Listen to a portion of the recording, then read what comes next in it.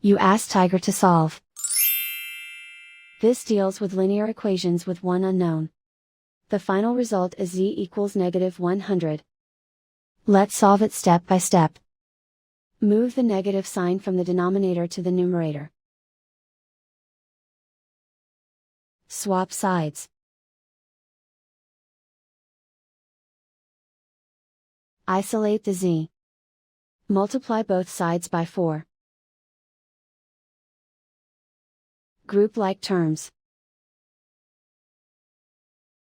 Multiply the coefficients. Simplify the arithmetic.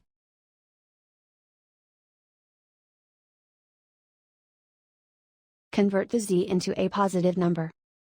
Multiply both sides by -1.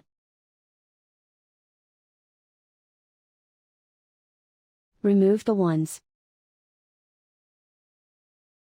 Simplify the arithmetic. And so the final result is z equals -100.